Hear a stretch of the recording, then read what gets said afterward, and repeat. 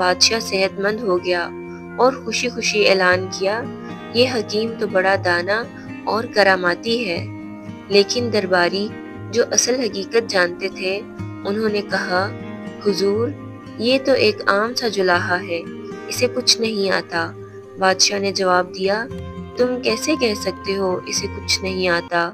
میرے سامنے اس نے مجھے شفا دی، اور وہ عورت جو صدیوں سے بیمار تھی اسے بھی تندرست کیا۔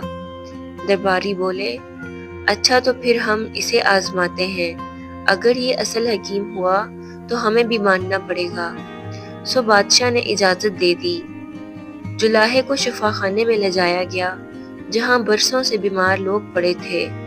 جولاہے نے انچارج کو الگ سے بلایا اور سخت لہجے میں کہا، سنو، اگر میرا راز کھولا تو پھانسی دلوا دوں گا، اگر خاموش رہے تو بہت سارا مال دوں گا، قسم کھا کہ کچھ نہیں بتائے گا۔